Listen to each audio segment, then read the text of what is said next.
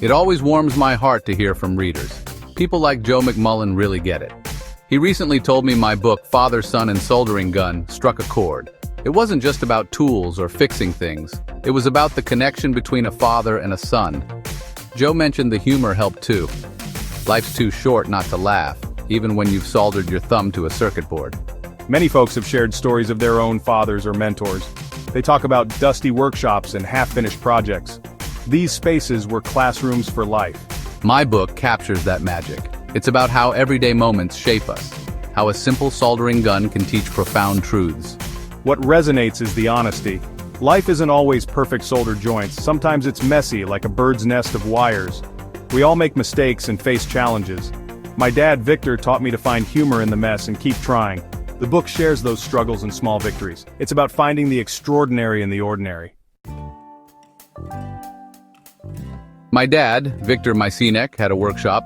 It wasn't fancy, a bit cluttered with sawdust and the smell of oil. But to me, it was magical. It was where Dad could fix anything. More importantly, it was where he taught me about time. Not just clock time, but workshop time. In Dad's workshop, time wasn't about rushing. It was about focus and doing the job right. He'd say, "Stevie, if you rush, you'll do it twice." He showed me how to lose myself in a task, how to make every minute count by being present. This lesson about using time wisely stuck with me. It's not just for fixing things, it's for everything. It's about respecting the time we have. Dad wasn't a philosopher, but his workshop was his lecture hall. He showed me that true productivity isn't about speed. It's about thoughtful engagement with the task at hand. He also taught me that workshop time could be fun. We weren't just working, we were connecting. Those hours spent with him were precious. They built more than just shelves. They built a foundation of values. The value of patience and careful work, and the irreplaceable value of time spent together making something with purpose and laughter. Soldering might seem simple. You melt some metal wire to join two pieces of metal.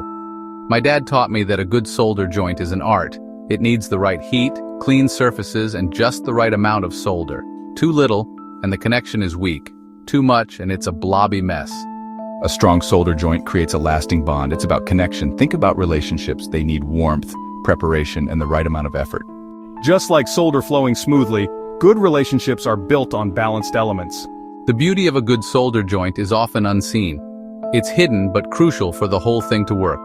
This reminds me of the small, consistent efforts in life, the daily acts of kindness and patient practice. And then there's the heat. The soldering iron must be hot enough to melt the solder, but not so hot that it damages the components.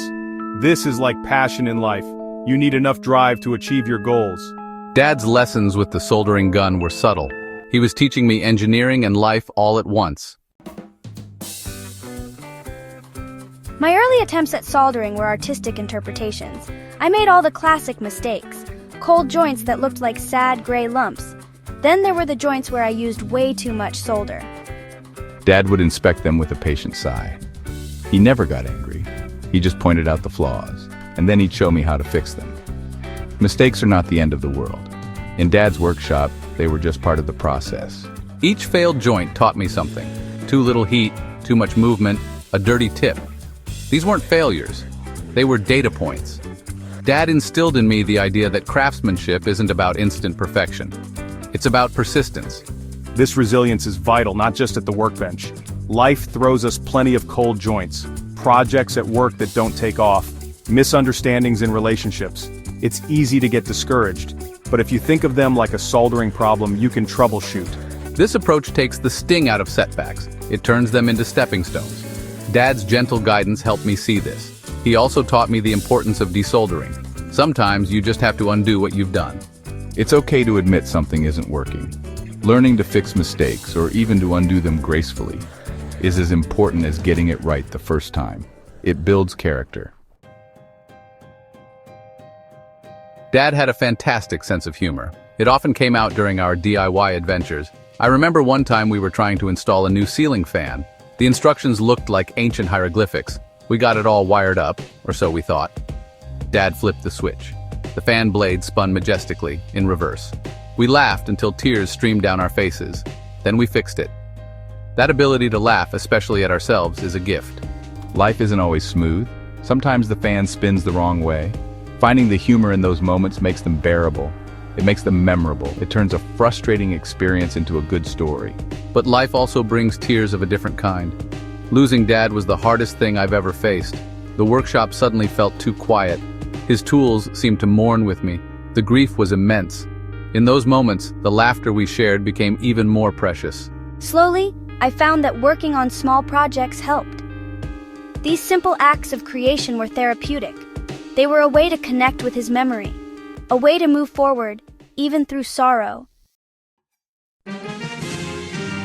After Dad passed, the silence in his workshop was deafening. His tools lay still. I found myself needing an outlet for the grief. That's when writing Father, Son, and Soldering Gun began. The pen became my new soldering gun. Instead of joining wires, I was joining words. Each story was a connection to him. The process of writing was like a complex project. It required patience, just like Dad taught me. I wanted to capture his voice, his humor, his wisdom. Some days, the words flowed like perfectly melted solder. Other days, it felt like a cold joint. But I kept at it, because telling his story, our story, felt important. It was a way to honor him. Writing about Dad helped me navigate the loss. It allowed me to revisit those cherished moments. The book became a tribute, a memorial built with words. It was a way to keep his spirit alive. If you're a father, find time for projects with your kids. It doesn't have to be complicated. Build a birdhouse, fix a bicycle, plant a garden. The project itself is secondary. The real goal is connection. It's about spending time together, sharing skills and teaching patience. Those moments are where memories are made. For aspiring DIYers, my advice is simple. Just start. Don't be intimidated by not knowing everything. Pick a small, manageable project. Watch some online tutorials. The most important tool you have is your willingness to try, and your willingness to learn from those inevitable oops moments. The joy of fixing something with your own hands is immense. It's empowering. These projects build character and teach problem solving. When something doesn't fit, you have to think. You develop patience and resilience. And don't forget the fun. There's a deep satisfaction in creating something tangible. Dad had his favorite tools, the ones that felt like extensions of his hands. A good solid claw hammer was essential. A versatile set of screwdrivers was always within reach. And of course, his trusty soldering gun. My personal favorite addition is a good multi-tool. It's like a workshop in your pocket. Always invest in decent quality tools. They last longer and are safer. For beginner-friendly soldering, here are a few quick tips. Always keep your soldering iron tip clean and tinned. Use the right temperature for your solder and components. Heat the joint, not the solder. Practice on some scrap wires first. Your first joints might be ugly. That's okay. When it comes to safe home repairs, know your limits. Some jobs are best left to professionals. Always turn off the power at the breaker before working on anything electrical. Wear safety glasses, read instructions carefully, and remember Dad's mantra: measure twice, cut once. A little caution saves a lot of headaches. The core message of Father, Son, and Soldering Gun is simple. Small, everyday actions can carry deep meaning. A shared task in the workshop, a patient explanation, a moment of laughter over a mistake. These are the things that forge us. These are the experiences that build lasting bonds. Dad didn't set out to teach grand life lessons. He just showed me how to fix things, how to be patient, and how to find joy in the work. The impact of the book has been a wonderful surprise. So many people have shared how it reminded them of their own parents or mentors, or how it inspired them to pick up a tool for the first time. These stories are incredibly heartwarming. They show that the themes of love, learning, and legacy are universal. If you'd like to read more about Dad's wisdom, you can find Father, Son, and Soldering Gun on Amazon.